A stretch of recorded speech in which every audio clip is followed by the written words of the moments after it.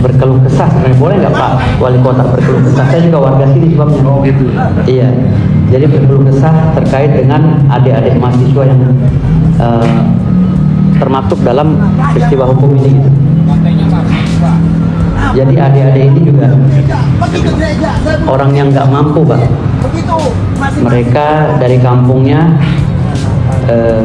kerja di baby sister, ya, untuk bisa datang ke Jakarta untuk bayar kuliah, untuk bayar daftar kuliah.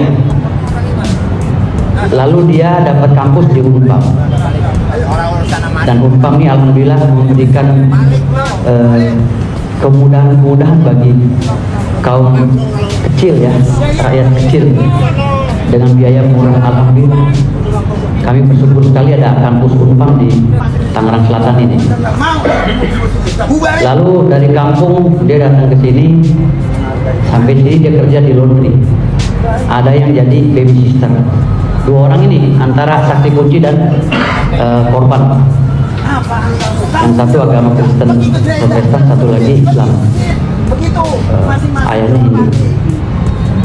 Jadi dia datang ke sini, dia kerja di laundry dengan gaji 1.200.000. Makan di situ, bayar rumah di situ, bayar kuliah di situ. Ini sampai kemarin beliau luka aja kami yang biayain Pak semua. Ya, ini kami yang biayain sampai visum, dan kami memikirkan gimana caranya dia hidup, ya, selama proses ini, karena dia juga ketakutan. Ya, jadi tekanan mental secara psikologis ini juga kami sedang perbaiki perlahan. Kami tim hukum, ya, dari Petir, dari Persaudaraan Timur Raya. Jadi adanya perhelatan ini kami juga terima kasih kepada Bapak Wali Kota dan Bapak Dandim serta Bapak Ketua DPR, dan mungkin Kapolres yang mewakili. Dengan adanya ini kami bisa mengambil iktibar atau pelajaran kita bersama, bahwa kita harus benar-benar, kalau memang menggaungkan adagium Bhinneka Tunggal Ika, harus benar-benar diejawantahkan. Jangan hanya lip service atau retorika. Kita bicara, kita kesatuan, bersatu, saudara. Saya aja yang dengernya sampai bosan. Besok diulang lagi. Jadi mudah-mudahan ini ambil iktibarnya ke depan, jangan lagi. Kalau memang saling memaaf-maafkan, saling menyayangi, ayo sayang yang benar. Jangan sayang hanya di mulut. Kalau sayang, ayo bareng sayang. Kalau semua bicara sayang di mulut, ya siapa juga bisa. Bagaimana cara kita benar-benar, apalagi disaksikan oleh Pak Wali Kota, Pak Dandim dan Ketua DPR dan Kapolres mewakili. Ayo kita sayang yang benar. Masalah yang ada di Tangsel ini ayo kita gotong bersama. Karena kejadiannya pas di Tangsel. Lantas bagaimana pemecahannya? Adik-adik ini udah berapa hari loh nggak kerja, makan aja dari kita. Kemarin saya beli beras 2 karung. Dia tinggalnya di ruko saya sekarang, di kantor saya di Tangerang Selatan. Kita kan ini kita bicara awal mula, ya. Jadi objek dari perkara ini saya sebutkan itu. Jadi kita bicara, kita Bhinneka Tunggal Ika, sementara korban ini di luar sana makan aja susah. Gajinya 1.200.000, bayangkan 1.200.000, ongkos di situ, makan di situ, bayar kos di situ, bayar kuliah di situ. Nah, pada kesempatan ini saya ingin titip pesan pada Bapak Wali Kota, ada nggak sih dana untuk memberikan mereka beasiswa? Gitu. Ada nggak sih? Gitu. Hanya itu aja permintaan saya. Kalau ada, boleh. Ada nggak sih rumah singgah buat mereka? Karena mereka ini benar-benar 1.200.000, bayangin Pak. Kalau kata istilahnya Pak Lurah, ya, kalau buat nyawer juga habis sejam tuh ya Pak Lurah. Pak Lurah kalau sini aja pura-pura kalem. jadi seperti itu. Jadi seperti itu, ya. Jadi itu aja pesan dari saya. Saya memohon pada Bapak Wali Kota, itu kronologi singkat psikologis yang mereka hadapi saat ini. Kalau memang ada beasiswa buat mereka berdua, dan Unpam juga ada di sini perwakilannya, tolong dipikirkan. Mereka ini babu bekerja di perusahaan yang gajinya hanya 1.200.000 di bawah UMR. Bagaimana caranya mereka bisa hidup layak dan bisa sekolah? Tekad mereka dari Batak sana, tanah Batak, tekad mereka dari Bali sana, kuliah. itu bekerja walaupun mereka hanya jadi babu. Gitu. Jadi itu aja ya. Terima kasih banyak. Wassalamualaikum warahmatullahi wabarakatuh. Waalaikumsalam. Jadi sifatnya curhat. Ya. Curhat. Terima kasih. Kami punya beasiswa nih. Ya. Kami punya beasiswa. Nanti melalui Pak Lurah deh. Siap. Ya, yang paling dekat juga. Ada program beasiswa kami Bang. Ya.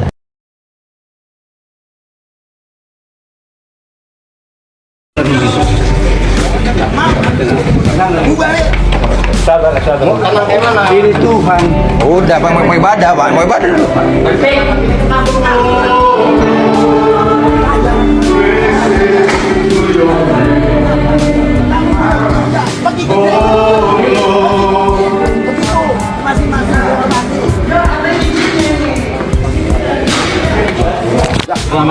Marah sampai nggak marah. Next saya rakyat. Udah berjanji nggak akan menggunakan gunung ini dipakai sama dia. Udah cepetan, mau ditutup ini. Udahlah, kami duluan. Tenang aja. Jangan marah-marah. Gak usah marah. Jalan keluarnya. Udahlah. Jangan marah. Panggil tukang las. Gelas ini. Bidang dari ini enggak.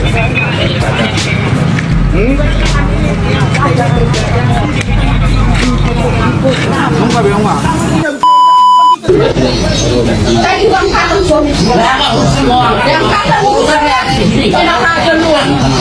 kok sepertinya Pak Ede ini ada terkait sama orang Kristen. Biasa.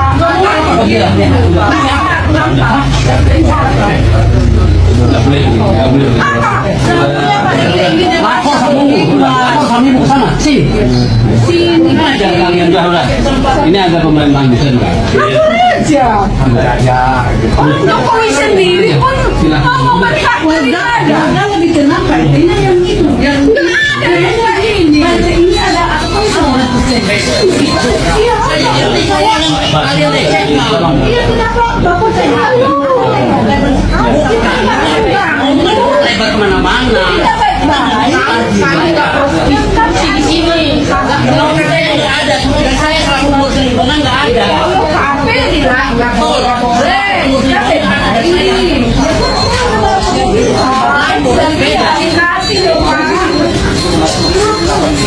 Ada surat yang melihat siapa yang benar siapa yang salah.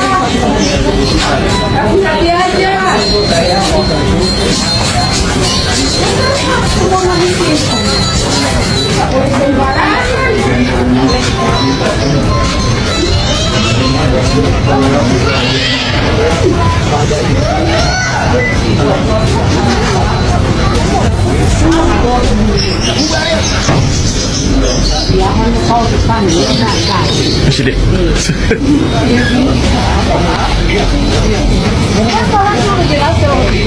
Bahwa kami tidak mendirikan gereja, tapi saya ibadah. Masa sejak saya ibadah saya tidak masalah. Tapi Pak Ustaz kalau dia pulang dari saya sama bapak. Yang penting kan sudah disampaikan Pak Lafi di kantor desa. Kami tidak mendirikan gereja. Kami pun hanya ngotor di sini sebentar lagi selesai.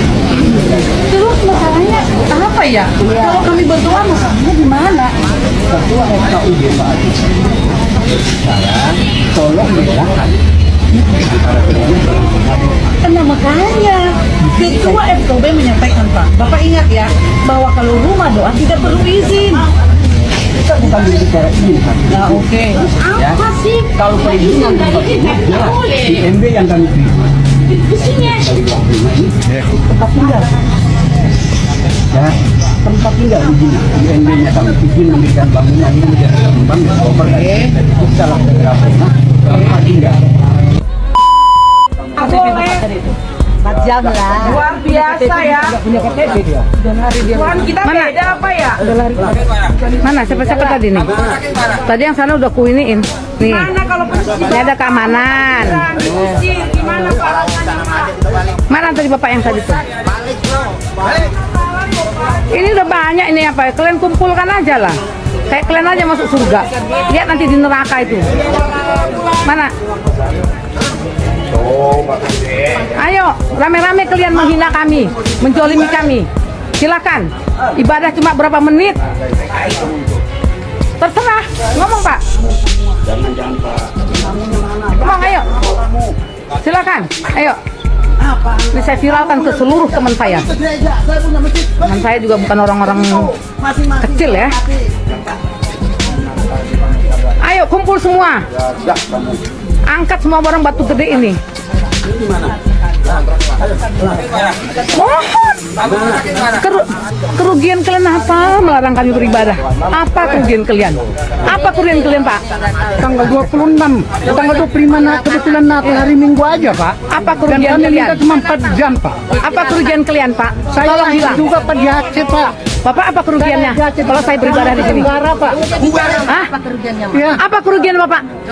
Serambi Mekah. Kami minta Saya duit bisa kalian. ibadah di sana, Pak. Di Aceh. Kami minta tanah kalian. Di sana. Saya kemarin minta sama desa, kasih kami tempat. Mana tempatnya? Tempat nggak bisa kalian kasih, melarang doang. Iya, Bapak bilang, Bapak mau kata Pak Lurah kemarin, Pak Desa, apa dia bilang? Semua anak saya. Kalau anak tuh jangan pilih kasih. Tempat siapa? Yang berhak. Pemerintah. Ya pemerintah. Ya. Bukan kepala desa. Tapi ini kan kami bukan gereja ini, Pak. Ini tanggal 25. Yang namanya orang Nasrani itu ibadah ngomongnya bukan di tempat lain. Terus? Ini kalau ibu bilang ini bukan gereja berarti ibu nggak sah ibadah di sini. Enggak masalah. Bapak mau sah atau enggak? Tuhan kami yang tahu, Pak. Buat kami Ruginya Bapak apa? Apa Bapak ruginya? Hari Natal loh, Pak. Apa Bapak ruginya? terlepas dari hari Natal hari Iya, Bapak ruginya apa? Saya juga di Aceh, Pak. Saya paham benar, saya punya ustaz, saya punya haji. Saya juga diucapkan, Pak. Iya. Apa Bapak ruginya? Bukan masalah Enggak, Bapak ruginya. Di sana, Pak. Ruginya Bapak apa? bicara untung dan rugi. Bukan, kami nggak ada urusan sama Bapak. Kami cuma ibadah 4 jam, Pak. 4 jam. Dan ini bukan gereja, kami hanya tempat. Kita konfirmasi dulu. Nah, kami mau mengadakan ini. Dan kalian harus konfirmasi juga dengan RT RW di sini kegiatan itu. Karena mohon maaf ini beda. Mari kalau masalah ibadah ini seperti ibadah ini, nanti saya konfirmasikan panggil punya yang kontrakan. Begini tolong hentikan. Tapi kalau yakin sendiri seperti ini, Masuk aku rumahku. Ya memang betul juga sudah. Saya cuma pecahkan kaca rumah saya loh. Bisa kan? Kau dengar? Kenapa tadi mau pecah kaca? Borok nanti banyak jangan kau bentar. Saya nggak mau ibadah. Enggak. Borok kau nanti. Borok nanti. Apa emang? Siapa yang nggak boleh saya pegang? Siapa yang nggak boleh? Borok kalian nanti semuanya. Sabar. Tak kenapa masa nanti semua panuan kau? Kau panggil mata panuan ini mampu kalian semua. Kau. Yang buat gawat tenang-tenang tidur kita di sini sampai di sini kita nahan-nahan. Makanya tadi bapak cuma nyuruh kita di atas itu supaya mereka disuruh pulang ini. Dari mana? Warga sini, Pak. Warga sini. Ini kepala lingkungan RW. Ya, tahu ini Bapak RW. Siapa yang memang ganggu ibadah, ada hukumnya kan? Tahu sendiri kan? Bapak Indonesia bukan? Siapa yang mengganggu beribadah, ada hukumnya kan? Tahu nggak aturannya Pak? Siapa yang mengganggu lagi beribadah, ada hukumnya? Iya. Kalau berangkat pemerintah RW tahu kan itu kita undang-undang. Jangan Jangan asal sekarang. Kita tunggu di sini supaya selesai. Di sini bukan maksiat. Kita kan selesaikan dulu. Percuma aja. Saya nunggu di sini. Kalau pemerintah tetap Foto-foto ubah. Kan nggak boleh gitu. Ini kejadian hari Minggu kemarin 19 Maret 2023 jam 11 siang. Ada warga ganggu ibadah Minggu jamaat GKPS Simalungun Purwakarta. Namun seperti kita lihat di video, pendeta dan jamaat berhasil ingatkan warga akan konsekuensi hukumnya. Ini wajib ditiru oleh seluruh pendeta dan jamaat Kristen di seluruh Indonesia. Jangan gentar, jangan takut, karena ibadah kalian dilindungi undang-undang. Kalau ada warga datang, ingatkan soal PRT Lampung yang ditahan. Karena membubarkan ibadah bisa kena pasal 175, pidana penjara 1 tahun 4 bulan. Jangan lupa sebarkan lagi videonya. Di Medan tuh ada yang keberatan sekali, itu dia. Jika dia bukan kalau maksudnya kalau pemerintah ini buat kita kembalikan fungsinya itu aja kita. Sebenarnya maksud bapak-bapak ini apa? Keberatan dalam hal apa? merasa terganggu. Warga sini rata-rata muslim ya, rata-rata muslim. Itu ya. Kata bapak tadi betul. Toleransi itu yang gak mesti lihat. Masalahnya apa? Kalau ibu punya izin ya, silakan izin lurah, RT, RW, camat. Ini ada izin operasionalnya Pak. Ada izin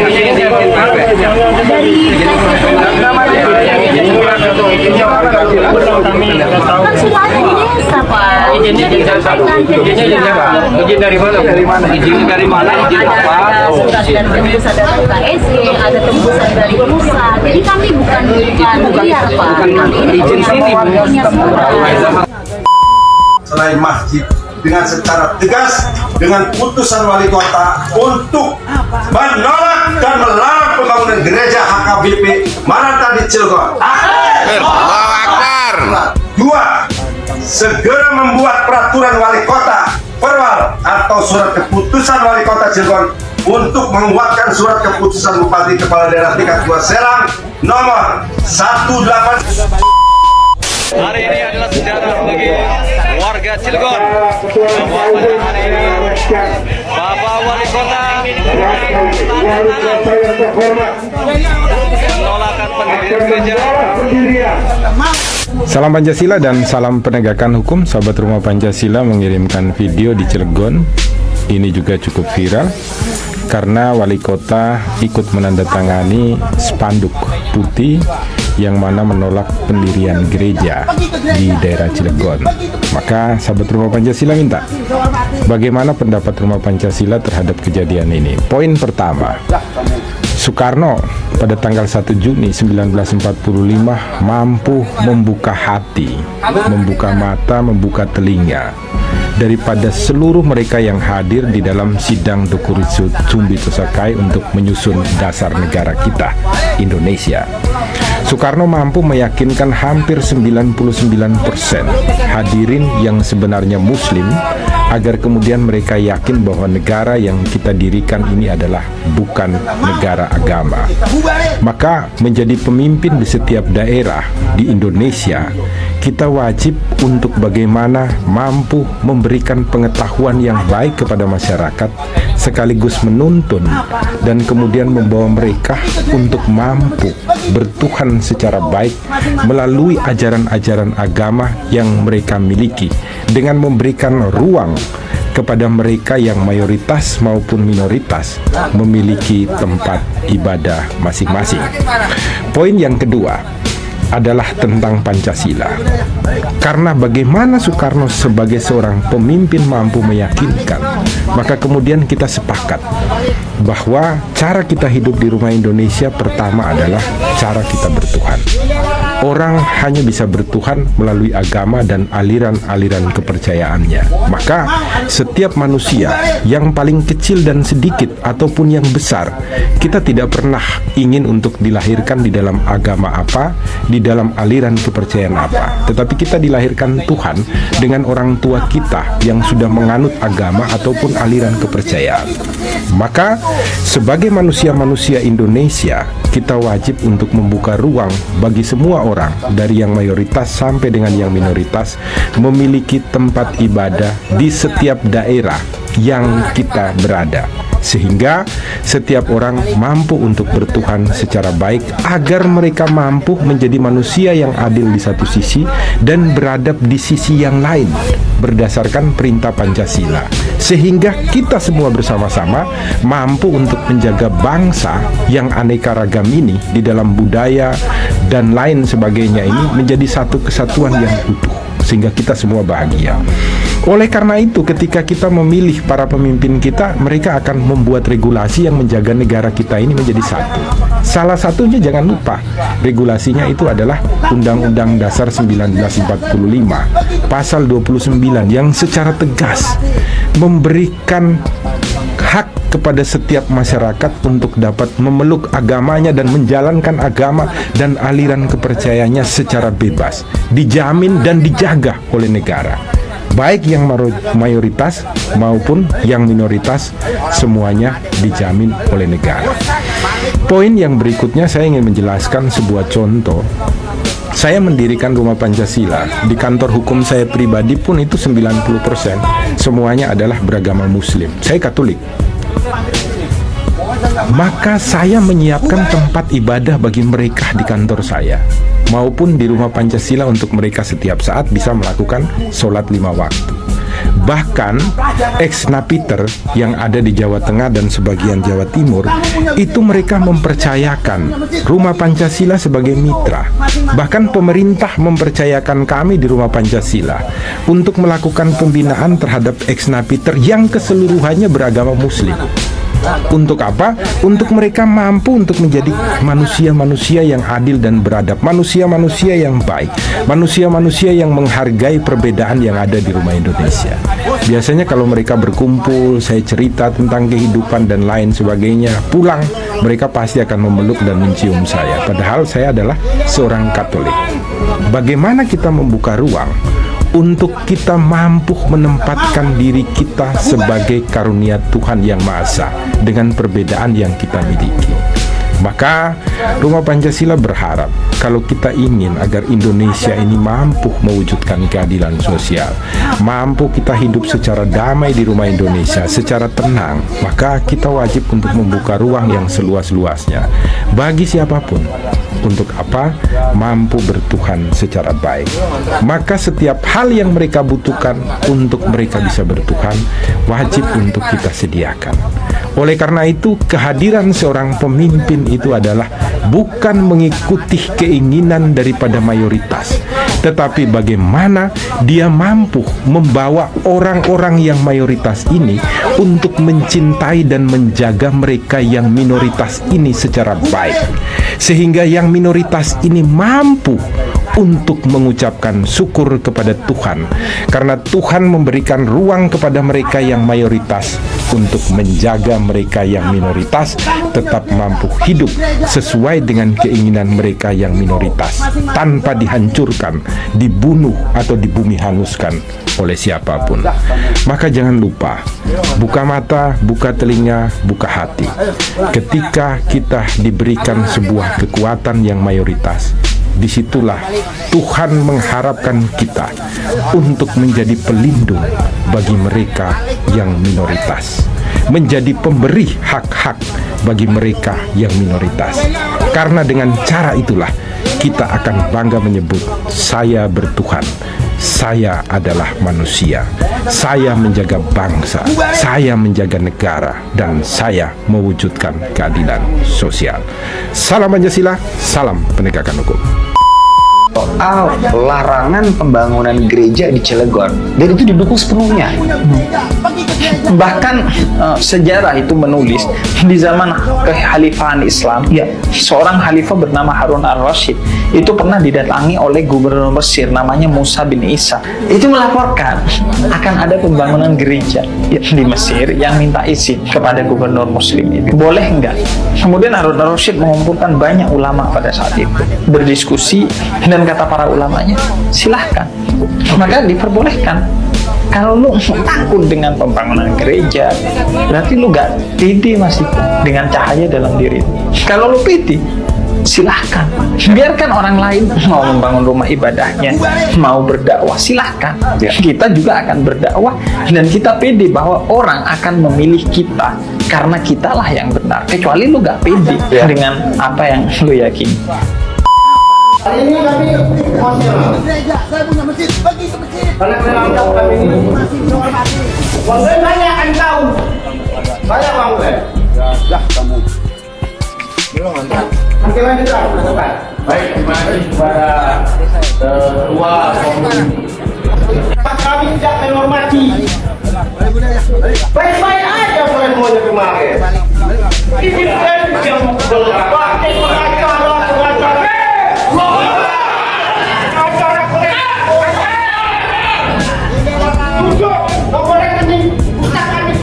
Minta sama masyarakat. Bisa. Kami baru yang paling enak. Itu lenteng. Kami yang jaga. Orang tua bakar. Kami yang jaga. Kita tahu orang tua aja kami yang jaga. Begitu. Kenapa kita sudah melonong-melonong aja. Berapa bulan kami diamkan ini? Kami paling enak warga Kepulauan ini. Di mana-mana coba tanya. Kalau udah usah, tanya pihak kepolisian. Mana ada kami udah, kalau kami salah-salah. Salah kami di pihak kepolisian, salah kami. Kita maafkan kalau salah-salah. Saya tunggu 5 menit, kalau nggak keluar sih udah habis.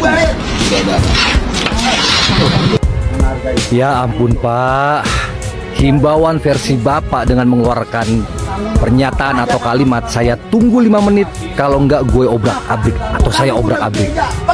Begitu ya Pak caranya Pak menghimbau Pak. Bapak seakan-akan lagi mau membubarkan tempat maksiat.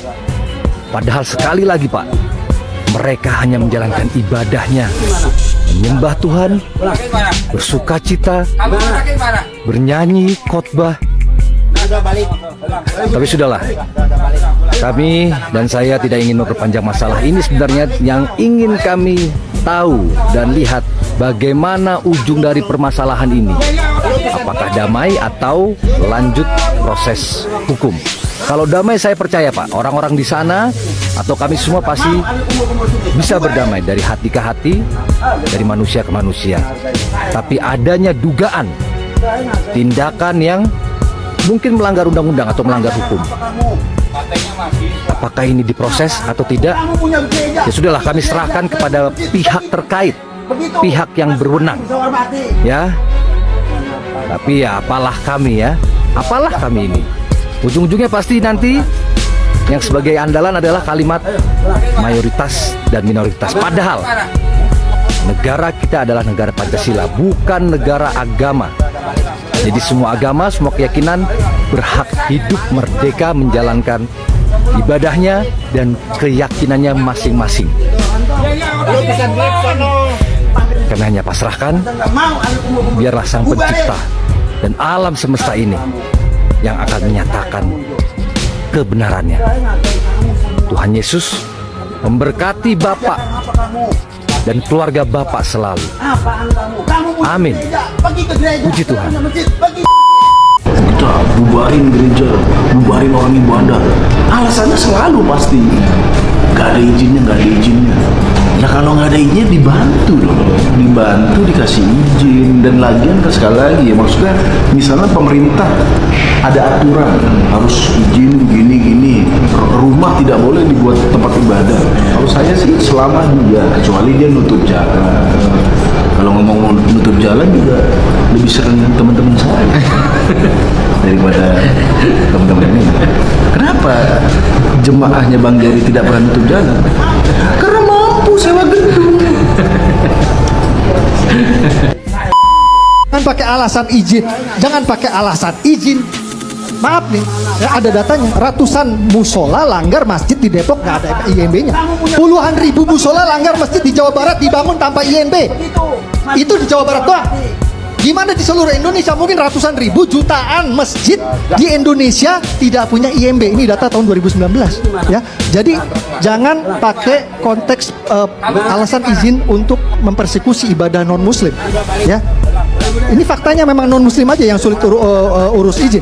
Jadi kenapa non muslim saja yang sulit urus izin, sebenarnya kita umat Islam tidak pernah kita terbentur dengan kesulitan izin dalam membangun masjid dimanapun Bang, dimanapun. Ini faktanya. Yang kedua, tepos lironya mana? Kalau kata wong Jawa ini tenggang rasa gitu ya. Orang lagi ibadah gitu. Maaf ya kalau orang Kristen ibadah itu kayak orang kita umat Muslim lagi sholat jamaah lah gitu. Sekarang balikin ke diri kita. Kalau kita lagi sholat jamaah ada yang datang, tiba-tiba bubar. Udah ada izin belum nih? Kira-kira perasaan kita gimana Bang? Dan itu dianggap kebiasaan, dianggap normatif, dianggap laziman. Gila nggak? Di negara ini? Gila itu. Ya. Jadi maaf nih, kemarin ribut-ribut Israel. Menurut saya bangsa kita tuh belum pantas. Protes Israel penjajah. Protes apa? Di protes Israel penjajah, kita di negeri sendiri masih jadi penjajah ke umat minoritas, Bang. Bang, saya mau tanya, Bang. Nggak pantas. Gua Bang bilang, Arya Permadi sebelum jauh ke kasus itu, tapi tadi Gua bilang, data Ustadz jangan ditolak. ngurusin penjajahan Ustadz di ditolak ujung selama di lautan. tanah air. Jangan nunjukin penjajahan, ngurusin penjajahan di ujung lautan. Tapi kita sendiri jadi penjajah.